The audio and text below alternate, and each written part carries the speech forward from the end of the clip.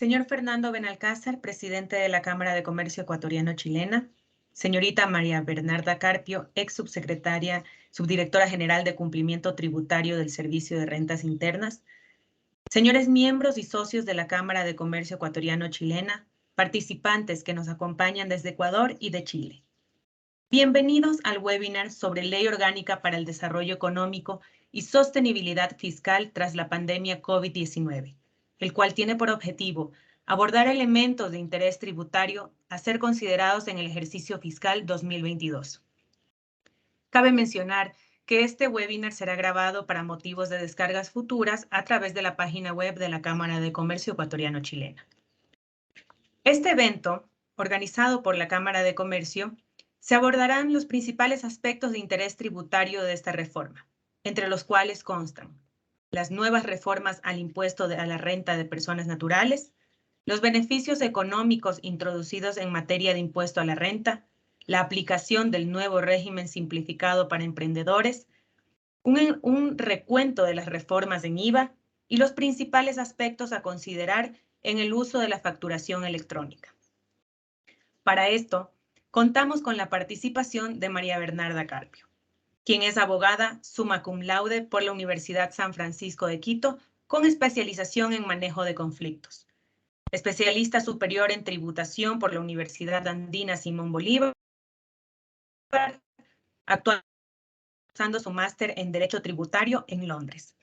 María Bernarda ha escrito artículos académicos en las áreas de Derecho Tributario, Derecho Civil, Arbitraje, entre otros. Entre 2018 y 2022, trabajó en el Servicio de Rentas Internas, en donde participó en procesos de análisis, diseño y aplicación de normativa tributaria nacional e internacional, y llegó a ocupar los cargos de Directora Nacional de Recaudación y Asistencia al Ciudadano y Subdirectora General de Cumplimiento Tributario. Bienvenida, María Bernarda. Muchas gracias, estimada Verónica. Muy buenos días con todos. En primer lugar, quiero expresar mi gratitud con la Cámara por esta gentil invitación para abordar un tema de relevancia, que es precisamente la aplicación de la última reforma en Ecuador. Para mí es un honor poder participar en este panel. Será un agrado poder contar con la retroalimentación de todos ustedes al momento de hacer las preguntas y podamos abrir paso a un panel de discusión. Con esto voy a dar inicio a la presentación. Voy a compartir con ustedes una presentación, la cual además la remitiré luego también a Verónica para que la pueda compartir con los asistentes.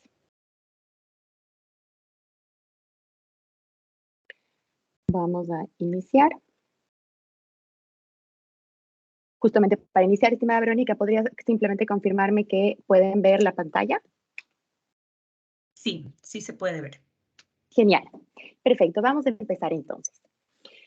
El reto del día de hoy es tratar de abordar, en el tiempo que nos hemos destinado para esta presentación, los principales aspectos de esta última reforma tributaria. Y es por eso que antes de empezar, he puesto con ustedes un código QR que les va a llevar a un espacio que el Servicio de Rentas Internas ha destinado justamente para poder abordar con un poco más de detalle los temas que vamos a abordar hoy y algunos otros temas que también son parte de esta reforma y que en honor al tiempo no han sido incluidos en esta presentación. Así que al margen de los temas que vamos a abordar hoy, los invito a que puedan seguir la página web que está a través del código QR en caso de que tengan interés en profundizar en alguno de estos otros temas.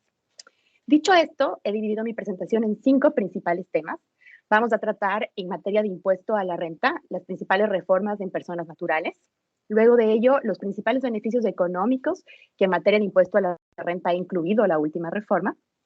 Luego haremos un acercamiento al nuevo régimen simplificado denominado RIMPE y haremos finalmente un recuento a las reformas de IVA.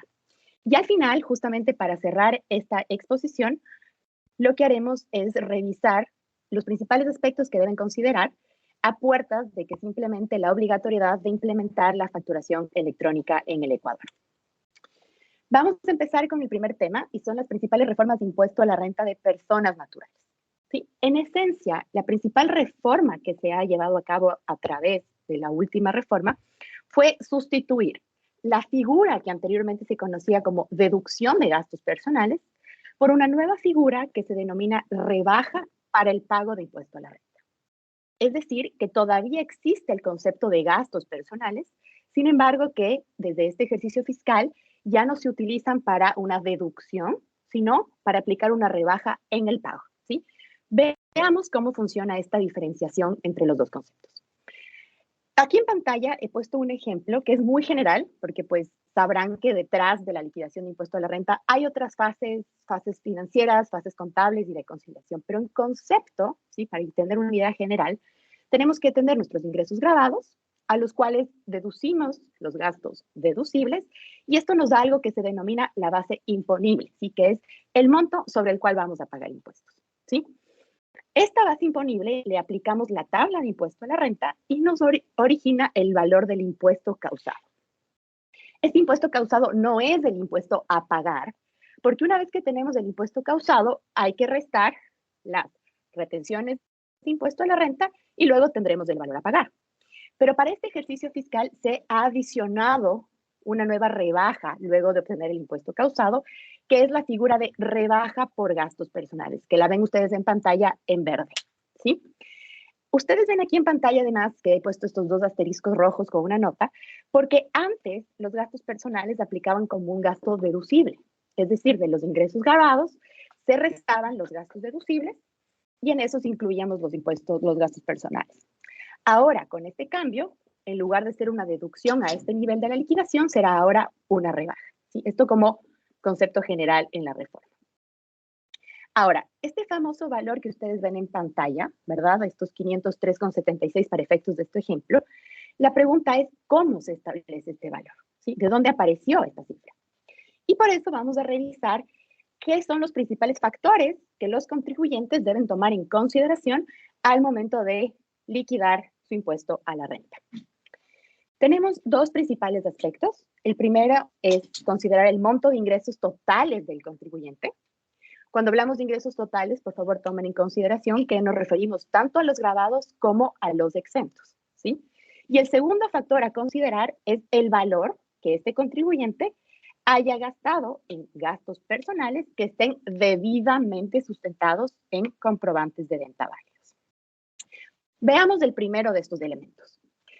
El monto de ingresos totales del contribuyente puede llevarnos a dos distintos escenarios, ¿sí? Y para esto la primera pregunta que nos tenemos que realizar, ya sea si están preguntándose cuánto va a ser el valor que ustedes tendrán como rebaja de impuesto a la renta en este año, o el valor que tendrán sus clientes o tendrán los accionistas de su compañía, cualquier persona natural en cuestión, para definir eso tienen que hacerse una primera pregunta. Y es, si la renta bruta anual de esta persona superó o no superó el valor equivalente a 2.13 veces la fracción básica desgravada de impuesto a la renta, ¿sí? Tomen en cuenta que para el ejercicio fiscal 2022, el valor de 2.13 veces la fracción básica desgravada nos da un equivalente de $24,090 con 30 centavos, ¿sí? Entonces, de esta pregunta, evidentemente, pueden haber dos opciones. Si excedió, y si es que excedió, entonces la rebaja será el 10% de los gastos personales, o no excedió. Y si no excedió, entonces la rebaja será el 20%, ¿sí? ¿A qué se debe esta diferencia entre el 10 y el 20%? Que a menor ingreso, mayor beneficio tributario, ¿sí? Es una manifestación del principio de progresividad tributaria y por eso es que quienes tienen menos ingresos tienen derecho a un mayor beneficio y por ello el 20%, ¿sí? Ahora, como ustedes podrán ver, una vez que nos respondemos esta pregunta, la rebaja puede ser del 10 o del 20% de sus gastos personales, ¿sí? Y por eso es que es importante preguntarnos qué se refiere los gastos personales. Y aquí vamos a pasar al segundo elemento que les había mencionado hace pocos minutos, y es analizar el valor de los gastos personales. Nuevamente vamos a considerar dos temas. El primero, como ya lo habíamos anticipado, estos gastos personales tienen que estar sustentados en comprobantes de venta válidos. He ahí la importancia de que la ciudadanía siempre esté solicitando la emisión de los comprobantes válidos por los gastos en los que incurre, pues para poder acceder a estos beneficios es indispensable contar con estos documentos. Pero el segundo elemento es tomar en cuenta que la norma establece ciertos límites al concepto de gastos personales, ¿sí? Entonces, el concepto, el monto de los gastos personales no puede superar el valor equivalente a 7 canastas básicas familiares, ¿sí? Ahora, ¿qué conceptos vamos a considerar dentro de los gastos personales? Pues en esencia los mismos que estábamos acostumbrados en el anterior ejercicio fiscal, ¿sí? Gastos de salud, de vivienda, de turismo, educación, vestimenta y alimentación. Sin embargo, algunos de ustedes recordarán que en los anteriores ejercicios fiscales existían límites dentro de cada uno de estos conceptos. Por eso es que una pregunta válida podría ser si es que ahora existe un monto límite por cada uno de estos rubros. Y la respuesta es que no, ¿sí? Antes, dentro de cada categoría habían techos. Ahora no existen techos dentro de cada categoría. Lo que existe es el techo general, por el cual, en total, los gastos personales para aplicar a la rebaja no pueden superar las 7 canastas familiares básicas.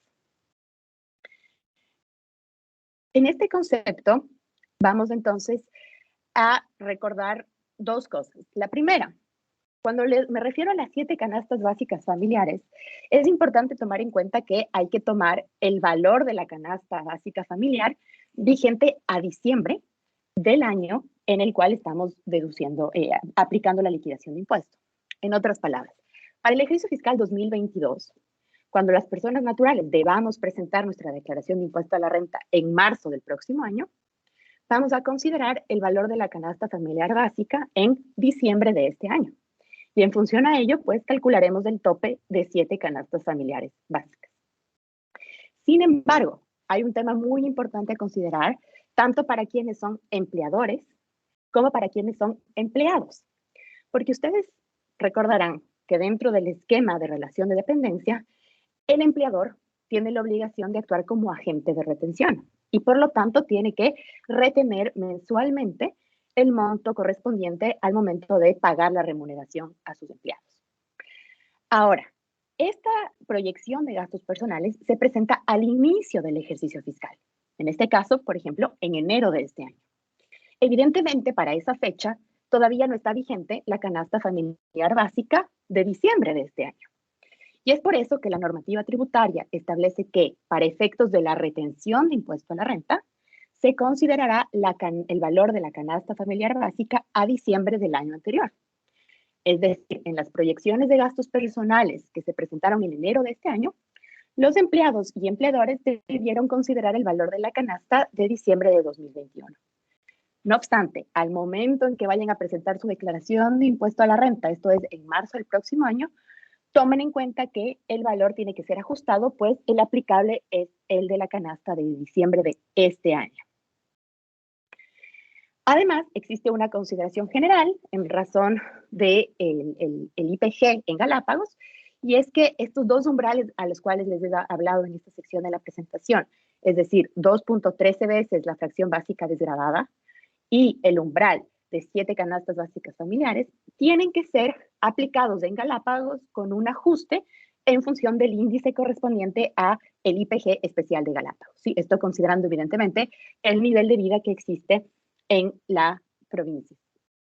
Ahora, aquí en pantalla, y esto antes de pasar a revisar con ustedes brevemente unos ejemplos y continuar con el siguiente tema, les comparto un código QR que les va a llevar a un video tutorial sobre el cálculo del impuesto a la renta para personas naturales. Es un video publicado en la página del Servicio de Rentas Internas que puede ser de mucha utilidad para quienes quieran seguir profundizando en esta temática, en especial, pues, cuando ya se acerquen las fechas de presentación de la declaración, y esto es en marzo del próximo año. Aquí tengo dos ejemplos que los voy a pasar brevemente en honor al tiempo y sobre todo porque este insumo será compartido con ustedes y podrán revisarlos con más detalle.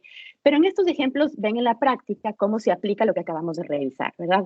Con números. En esencia, ustedes ven que lo importante aquí, que lo he resaltado en la lámina, es lo primero que hay que hacer, recuerden la primera pregunta, es saber si el contribuyente tuvo ingresos totales que superaron o no las 2.13 veces fracciones básicas desgravadas. En este caso, vemos que los ingresos brutos no superó ese monto. ¿Y eso qué significa? Recuerden que a menor ingreso, mayor beneficio. Y por eso vemos en el recuadro celeste que el porcentaje de rebaja es del 20%. ¿Sí? Ahora, quisiera destacar un tema de esta lámina, y es que ustedes van a ver aquí en pantalla que he dividido con unos asteriscos la primera consideración de ingresos brutos y la segunda consideración. Porque recordemos que el valor de los ingresos brutos solo es relevante a efectos de determinar si la rebaja es del 10 o del 20.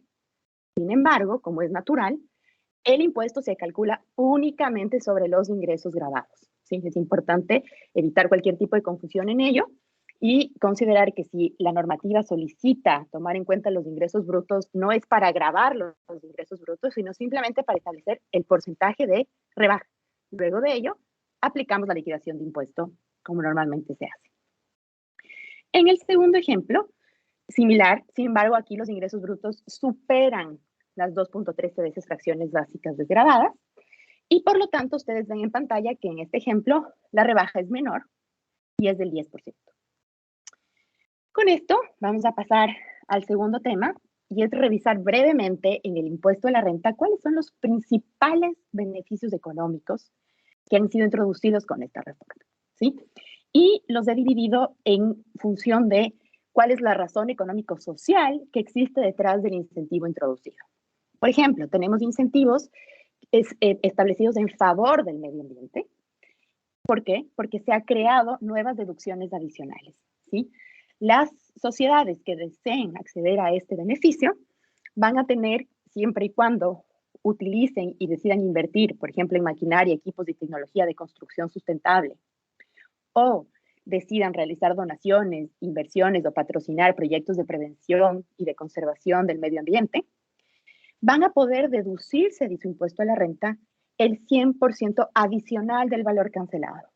En resumen, si es que por cualquiera de estos conceptos deciden invertir $100, al momento, si bien solo han desembolsado esos $100, para efectos de su impuesto a la renta van a poder deducirse $100 adicionales y por lo tanto podrán rebajar su base imponible y acceder a beneficios tributarios por haber apoyado los proyectos de protección al medio ambiente.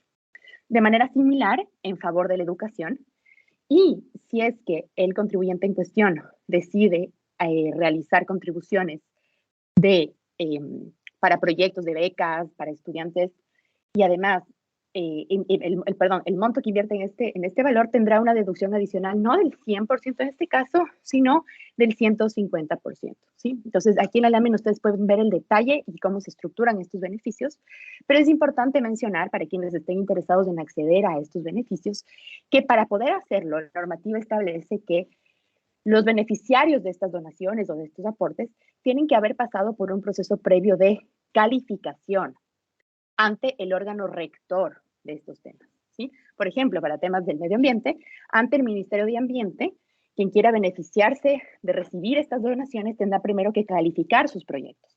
Así que si ustedes están interesados en acceder a estos beneficios tributarios de deducciones adicionales, tienen que siempre tomar en cuenta que la persona a quien vayan a realizar el desembolso haya cumplido con las fases de calificación previa. De lo contrario, no será aplicable el beneficio. De igual manera, sucede con temas para protección de niños y madres gestantes a favor del arte y la cultura y a favor del deporte, ¿sí? En el tema de niños y madres gestantes se creó una deducción adicional del 150% cuando se realicen patrocinios a entidades sin fines de lucro cuya actividad se centre en la erradicación de la desnutrición infantil y la atención de madres gestantes que igualmente, como les mencionaba, deben estar previamente calificados. En el tema de cultura, de deporte y de cultura, ya existía un beneficio similar, pero lo que hizo la reforma fue potenciar estos beneficios ampliando el monto. ¿Sí? Se pasó del 100% de deducción adicional al 150% en el caso del deporte y se pasó del 50% al 150% en el caso de arte y cultura. Ahora, también tenemos otro beneficio importante dentro de la nueva reforma y es la reducción de la tarifa de impuesto a la renta para sociedades, ¿sí?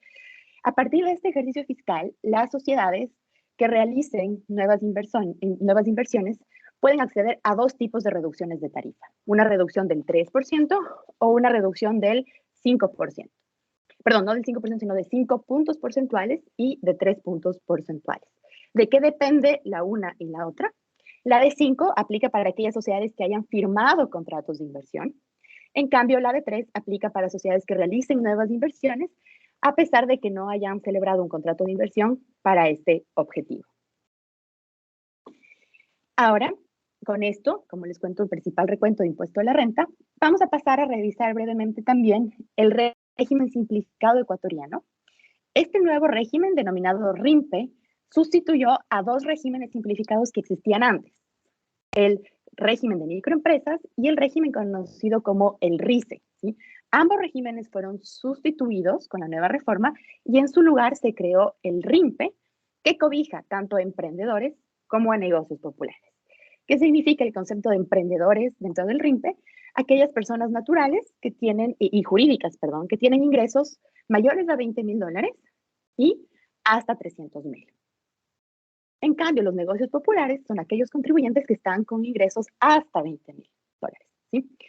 Esto es importante tomar en cuenta porque como esto es un nuevo régimen, para considerar y saber si uno se encuentra dentro del régimen del RIMPE, el ejercicio fiscal a considerar es del ejercicio fiscal 2021.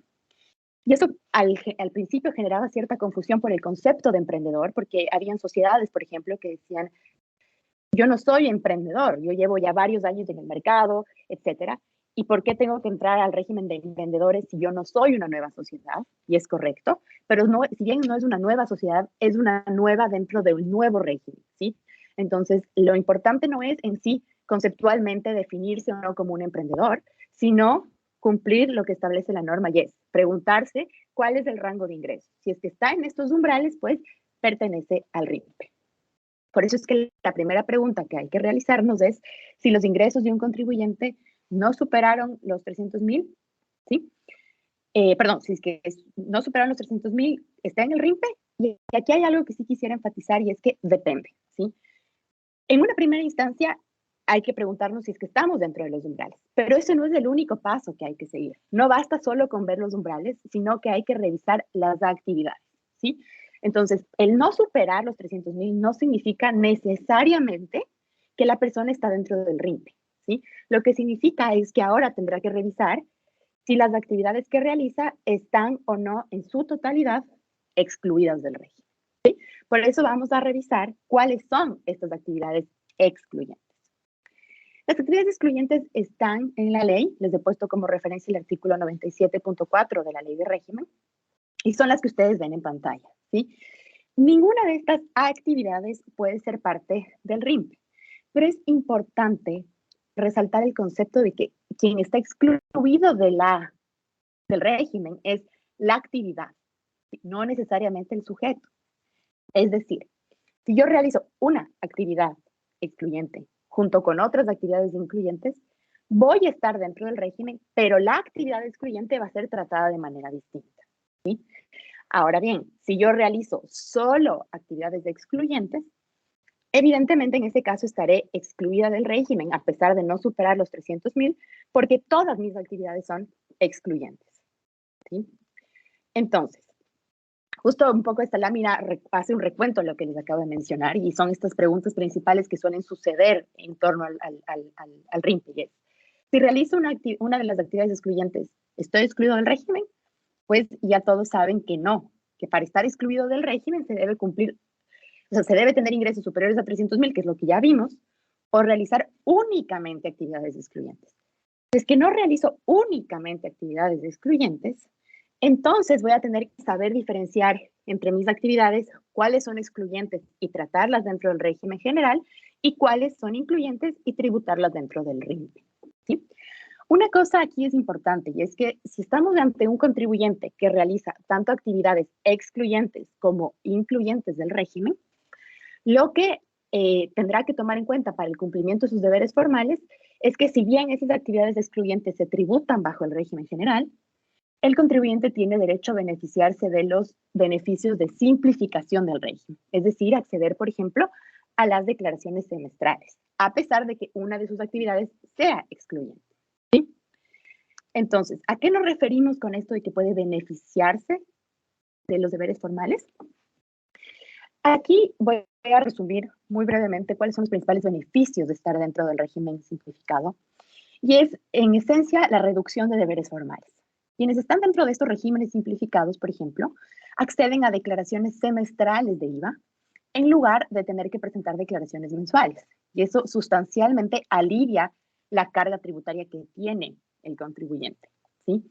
Pero es importante tomar en consideración que la diferenciación entre una situación en la que yo estaba el año anterior y la situación en la que estoy el año actual va a depender de muchos factores. Tendremos contribuyentes que el año anterior estaban en el régimen general y este año estarán en el régimen simplificado, contribuyentes que el año anterior estaban en el régimen de microempresas y ahora están en el RIMPE, o que antes estaban en el RICE y ahora están en el RIMPE, ¿sí? Entonces, para estos efectos, para facilitar a los contribuyentes tener la claridad en el panorama de sus deberes formales, el Servicio de Rentas Internas ha puesto en su página web estos cuadros comparativos. Son 3 categorías de cuadros, donde el contribuyente puede definir dónde estaba antes y dónde está ahora, y comparar su situación anterior, cuando estaba, por ejemplo, en régimen general, y su situación ahora, dependiendo si es negocio popular o emprendedor. Lo mismo, su situación antes si es que era RICE, antes si es que era microempresa, y respecto de la situación general. Así que les comparto en pantalla el código QR para que puedan acceder a esta sección donde hay este cuadro comparativo de los deberes formales. Pero lo que yo quisiera resaltar, además de esto, sin entrar en detalle en cada uno de estos deberes formales, es que lo principal aquí es tomar en cuenta que si es que uno está en el RIMPE como emprendedor, tendrá que realizar declaraciones semestrales, ¿sí? Y si es que está en el RIMPE como negocio popular, no tiene que presentar ninguna declaración de impuesto al valor agregado, pues la declaración de impuesto a la renta sí la tiene que presentar en cualquiera de los 3 regímenes en el que puede estar, ya sea régimen general, negocio popular o emprendedor, ¿sí? Las principales diferencias se dan respecto del impuesto al valor agregado y se dan en cuanto al impuesto a la renta en la forma de cálculo que lo veremos a continuación. Y otro punto que quiero resaltar, al margen de los cuadros comparativos, es justamente el tema del ICE, ¿sí? Nunca debemos asumir que cuando uno habla de declaraciones semestrales se están incluyendo todos los impuestos. Recordemos que este régimen simplificado aplica específicamente para el impuesto a la renta y el impuesto al valor agregado. Sin embargo, el impuesto a los consumos especiales no es parte de este régimen. Por lo tanto, si estamos ante un contribuyente que está en el RIMPE, pero que su actividad implica la realización de una actividad con impuesto a los consumos especiales, no debe olvidar que por esa actividad y por ese impuesto tiene que presentar declaraciones mensuales, ¿sí? Ahora, ¿cuánto tiempo uno puede estar en este régimen y en qué momento se excluye? Bueno, una de las principales razones para ser excluido del régimen es que simple y sencillamente ya no se cumplan las condiciones para estar en el régimen, en cuyo caso la persona será excluida a partir del ejercicio fiscal siguiente. Si en la mitad del año yo he dejado de cumplir las condiciones, porque imaginemos que a mitad del año, o no a mitad, imaginemos que ahora, justamente, en octubre, me doy cuenta que he superado los $300,000, pero yo estaba en el RIMPE porque el año anterior pues no lo superé. No importa, no hay cambio de situación durante el ejercicio fiscal en curso. Siempre hay que ver el año fiscal anterior. Como el año fiscal anterior sí estuve debajo de los 300, este año estoy en el RIMPE, pero el próximo iré al régimen general. Y eso es todo. Es como una vía sin retorno, ¿sí? Uno empieza en el RIMPE, este ejercicio fiscal, y una vez que sale, no es que cada año vuelve y va, dependiendo de si supera o no los 300,000, ¿sí? Una vez que un contribuyente que esté en el RIMPE haya superado los 300,000, sale del régimen del siguiente ejercicio fiscal y ya no regresa, más allá de si el próximo año, pues lamentablemente no le va tan bien y no supera los 300,000, igual se va a quedar en el régimen general. Sí, ¿qué puede pasar si es que el contribuyente nunca supera los 300,000? Pueden pasar 2 cosas. Si es que estamos hablando de un emprendedor, pues se quedará máximo hasta 3 ejercicios fiscales en el régimen del RIMPE. Al cuarto, más allá de si cumpla o no cumpla el umbral de 300,000, será excluido del régimen simplificado. Pero si es que el contribuyente no supera los 300,000, ni tampoco los 20,000, es decir, sigue siendo un negocio popular, entonces se puede mantener en el régimen todos los ejercicios fiscales mientras mantenga la condición de negocio popular, ¿sí? Ahora, algo que puede pasar con lo que les acabo de decir, recuerden que les comento que en mitad del año no hay un cambio, sino que si estoy en mitad del año superando llego a superar los umbrales de mitad del año, me mantengo ese año en el régimen del RIMPE. ¿Qué pasa con la diferencia de ingresos? ¿Cómo tributo la diferencia de ingresos? Y ahí hay que recordar, hay que separar 2 escenarios, ¿verdad? Podemos tener alguien que está en el régimen de emprendedor y supera los 300,000, en cuyo caso la respuesta es que el monto que supere, digamos que tuvo ingresos de 400,000. Esa diferencia la tributa bajo la tabla de impuesto a la renta que les voy a mostrar en breve. ¿Y qué pasa en cambio si es que era un negocio popular que a mitad del año superó los 20,000? Igual, va a tener que tributar sus ingresos aplicando la tabla que les voy a mostrar en breve, pero en esa ocasión el valor que llegue a pagar va a incluir también el IVA. ¿Por qué es importante esto? Porque en el régimen de negocio popular se emiten comprobantes de venta, notas de venta, perdón, que no exigen el desglose del IVA. Entonces, se podría generar una confusión si en mitad del año yo supero los 20,000 y voy a tener que empezar a contribuir con IVA y se va a tener que arrastrar el IVA anterior, etcétera. Entonces, para simplificar eso, lo que dice la norma es, si uno supera los 20,000 en mitad del año y era negocio popular, lo que tiene que hacer al momento de declarar su declaración anual de impuesto a la renta es aplicar la tabla y por ese año el valor que llegue a pagar va a incluir también el IVA que le hubiera correspondido por sus ventas.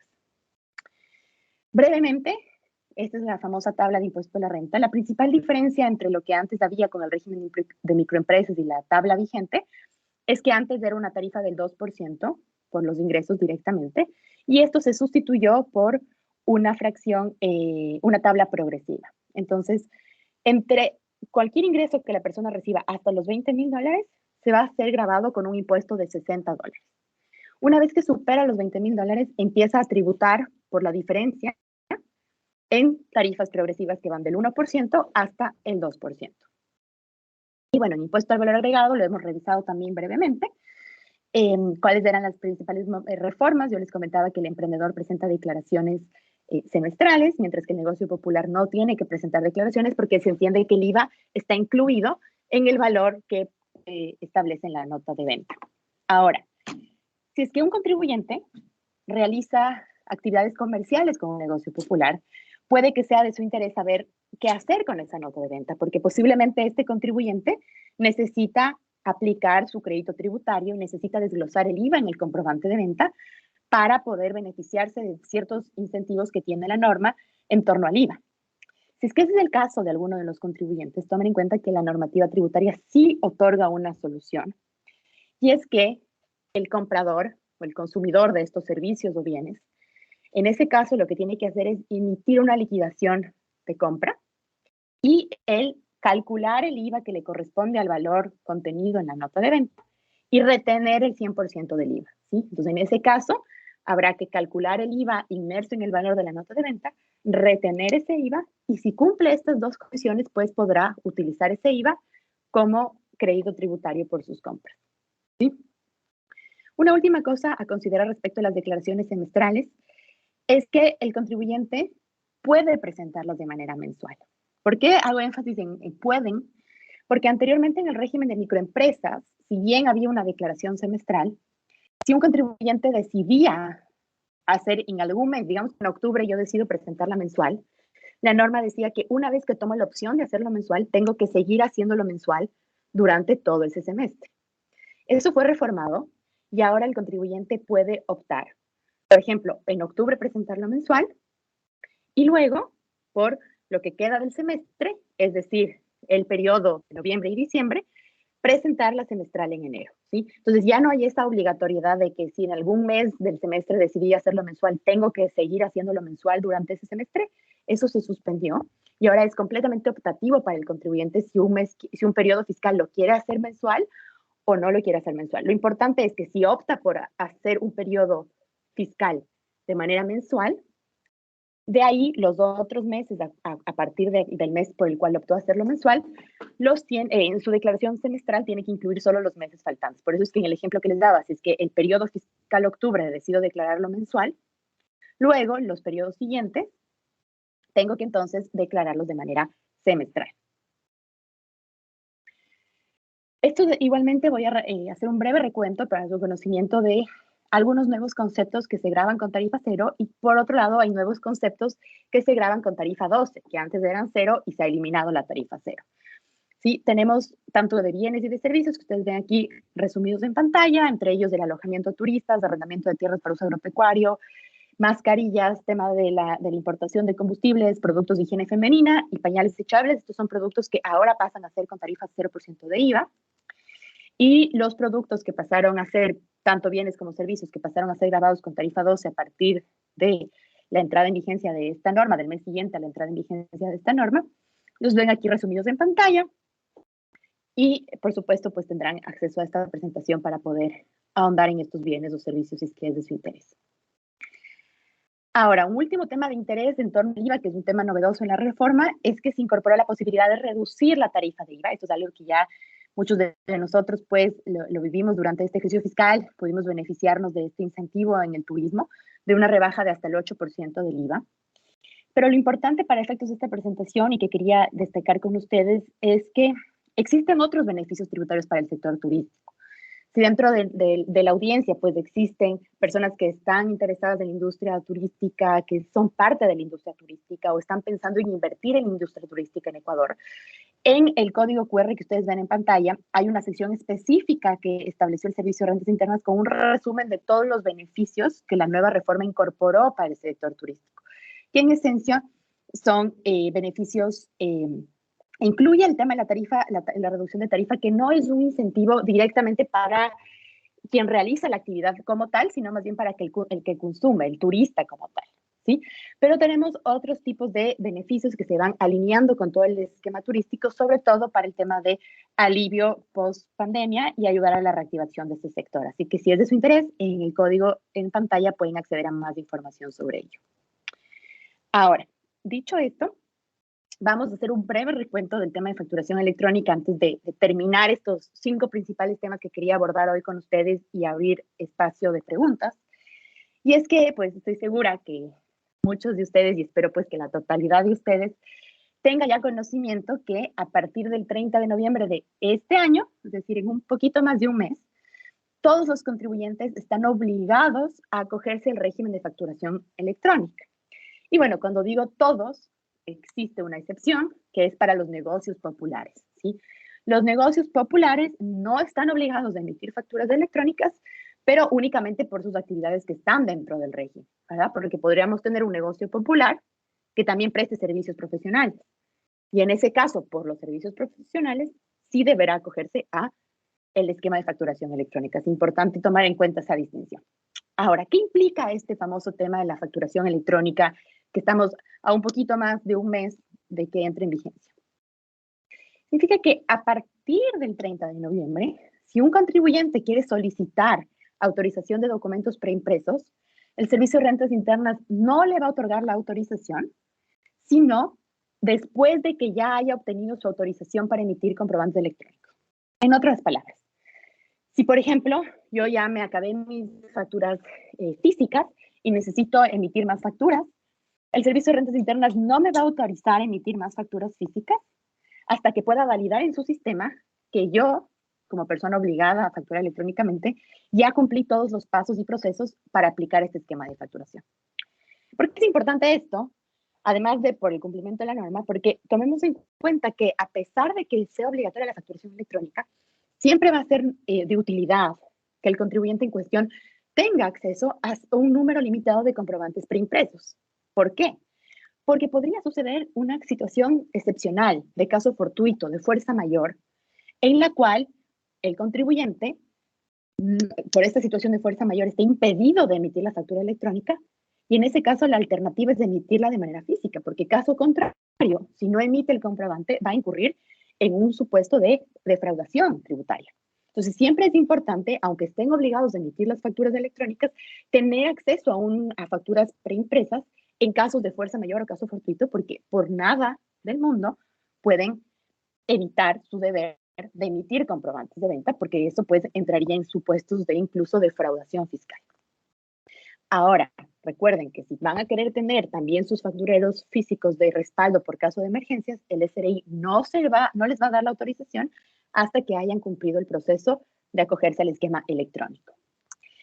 Pero segundo, también es importante que tengan en cuenta que otra de las implicaciones es que los comprobantes preimpresos solo serán vigentes hasta el 29 de noviembre, incluso en aquellos casos en los que el documento físico tenga fechas posteriores. Ustedes saben que el Servicio de Rentas Internas otorga las autorizaciones para un año calendario, entonces es posible que hoy por hoy alguien que esté obligado a implementar la factura electrónica tenga un facturero que diga que sus facturas serán vigentes hasta el 14 de diciembre, hasta el 16 de diciembre, por ejemplo. Y no es posible que, no es que por eso va a poder utilizar hasta el 16 de diciembre, ¿sí? No puede decir, aquí dice 16 de diciembre, seguiré usando mis facturas físicas. No. La normativa tributaria es clara al establecer que estos documentos solo tendrán vigencia hasta el 29 de noviembre de 2022. Porque a partir del 30, todas las facturas deben ser electrónicas. Ahora, la pregunta del millón, una vez que todos estamos conscientes de lo importante que es cumplir esta norma y que el plazo pues ya se aproxima, puede ser, ¿qué debo hacer para acogerme a la factura electrónica? Tal vez están dentro de esta situación y todavía no han hecho todos los procesos. Pues la buena noticia es que es un proceso relativamente sencillo, ¿sí? Consiste en 4 pasos esenciales, todos estos los pueden hacer en línea. El primer paso, evidentemente, es acceder a un certificado de facturas de firma electrónica. Y una vez que tengan su firma electrónica, mejor si la tienen en archivo, pues tienen que seguir los siguientes procesos dentro del portal del Servicio de Rentas Internas, para lo cual van a necesitar una clave de acceso. Así que quienes no tengan clave de acceso al portal del SRI tendrán que sacarla. Pero si ya tienen su firma electrónica, la otra buena noticia es que pueden sacar en línea su clave de acceso al portal del Servicio de Rentas Internas, y que eso no va a requerir mayor trámite para ustedes porque es un proceso inmediato. Y una vez que accedan al portal del SRI, en el portal web se realiza el trámite para solicitar la autorización de los comprobantes electrónicos, y luego pues el siguiente paso es ya obtener el software para la emisión. Pueden obtener tanto un software privado, existen un sinnúmero de empresas que ofrecen ese servicio en distintos tipos y en distintos precios, pero también el SRI pone a disposición de la ciudadanía un facturador gratuito para aquellas personas naturales no obligadas a llevar contabilidad, y pues pueden acceder a través de igual del portal. Este tema de acá está también abordado por parte del Servicio de Rentas Internas en una serie de capacitaciones que han llevado a cabo durante estos meses en torno a la obligatoriedad de emisión de facturas electrónicas, y les he puesto en pantalla el código QR para que quienes estén interesados puedan acceder a este video, puedan revisar cuáles son los pasos que tienen que seguir y se aseguren de cumplir a tiempo los deberes formales que establece la normativa. Con esto, pues, doy por terminada la exposición. Agradezco nuevamente a la Cámara por su gentil invitación. Reitero que para mí ha sido un gran placer tener este espacio de compartir con ustedes estos temas de interés tributario. Y pues estoy atenta a cualquier pregunta. Muchas gracias. Muchas gracias, María Bernarda. Al contrario, el gusto ha sido para nosotros. Muchas gracias por toda la información y los conocimientos que nos has compartido el día de hoy. A continuación vamos a abrir un espacio de preguntas y comentarios, pero antes de esto sí les agradecería, por favor, que puedan encender sus cámaras únicamente para tomar una foto e inmediatamente procederemos con las preguntas. Muchas gracias. Por favor, si nos ayudan levantando la mano o escribiendo sus consultas también a través del chat.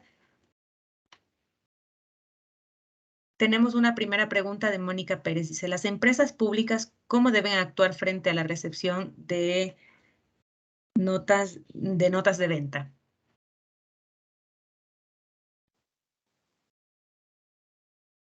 Sí, muchas gracias por la gentil pregunta, porque claro, la norma general, como les comento, es la posibilidad de emitir los comprobantes de venta. Para el tema de las empresas públicas existe cierta normativa específica que regula sobre todo en el margen del sistema financiero que tienen que utilizar, me refiero al aplicativo con el Ministerio de Finanzas, para la emisión de estos documentos. Y aquí hay dos alternativas que existen y que están todavía en proceso de implementación con el Servicio de Rentas Internas, y eso es un tema que está en conocimiento de la Administración Tributaria justamente para la debida aplicación. Una de esas está relacionada con la posibilidad ya de la emisión de notas de venta de manera electrónica a través del portal, lo cual va a facilitar justamente la recepción a través de documentos electrónicos para el cumplimiento de estas normativas. Ahora, para la pregunta en concreto, mi sugerencia, porque voy a aquí recapitular dos cosas. La primera es que la norma permite precisamente darle la validez de ello a través de la emisión del comprobante de venta. De la liquidación de compra, perdón. Existen otras normas por las cuales las empresas públicas están en esta disyuntiva respecto de la emisión de estas liquidaciones de compra. Y este es un tema que el Servicio de Rentas Internas está normando a través de normativa secundaria específica para este aspecto. Y mi comentario específico público para quien ha realizado la pregunta, es que tenga justamente la apertura de acercarse y hacer una pregunta directamente a la administración tributaria. Creo que lo mejor va a ser tener este acercamiento, utilizar las figuras de consulta que existen, aprovechar justamente la vinculación que existe dentro del sector público para ello, y pueda pues obtener ya una alternativa más dirigida sobre en el caso concreto cómo aplicarlo en el caso público, en el caso concreto, y tomen en cuenta que con la implementación de las notas de venta de manera electrónica, muchos de estos aspectos se van a solventar y esta es una nueva figura que está en implementación por parte ya de la administración tributaria. Vamos a dar paso a la siguiente pregunta que está en el chat.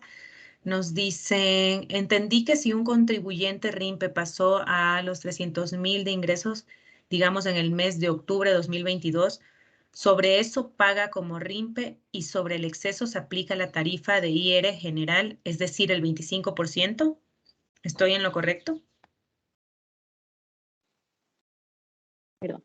No, en ese caso, a ver, la única razón por la que un contribuyente tendría que aplicar la tabla para unos ingresos y aplicar el otro régimen, en este caso el 25% para otro, es si es que esta otra actividad está excluida, ¿sí? Fuera de ello, si es que dentro, vamos a usar el mismo ejemplo, ¿verdad? Si es que un contribuyente RIMPE durante el año supera los 300,000, digamos que está en los $400,000, ¿qué tiene que hacer? Tiene que aplicar la tabla. Es decir, vamos a la tabla de impuesto a la renta, que la voy a volver a compartir acá. Ya. Entonces, si yo soy un contribuyente que superó los 300,000, me dirijo a la tabla de impuesto a la renta y veo justamente que en el último tramo dice que tengo que aplicar un impuesto a la fracción básica, ¿verdad? Y tengo que aplicar la tarifa del 2%. Entonces, ¿qué voy a hacer aquí? Voy a aplicar el impuesto a la fracción básica de 2,797,52 por mi primer tramo de la fracción básica, y luego por la diferencia, que no va a ser solo hasta los 300,000, en este caso va a ser hasta los 400,000, pago la tarifa del 2%. Entonces, en resumen, por la diferencia, los 100,000 de exceso, voy a aplicar la tarifa del 2% igualmente, solo por ese año. Luego, luego desde el siguiente año, yo ya no voy a ser parte del RIMPE y ahí sí voy a aplicar en su totalidad el régimen general, ¿sí? Ahí está justo en esta lámina de acá, vemos esa diferenciación específica. Muchas gracias. Otra pregunta. Dice, si tengo una inmobiliaria, ¿no necesito crédito de IVA, por lo que las notas de venta ya me representa gasto o debo obligatoriamente hacer liquidación? Muy buena pregunta. No, no es obligatorio, no es un deber formal que tengo que asumir por el hecho de ser receptor de una nota de venta. Es una alternativa para quienes tengan interés de aplicar los beneficios de IVA y el sistema de IVA vinculado al IVA compras. Entonces, si no es del interés del contribuyente hacerlo, no está en obligación de emitirlo y el no emitir la liquidación de compra no incurre en ninguna omisión de un deber formal, ni mucho menos.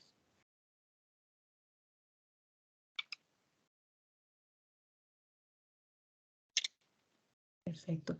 No sé si tienen alguna pregunta adicional, tal vez alguien del público. Sí, por favor. Teníamos levantado Marcelo Vicuña. Por favor, adelante.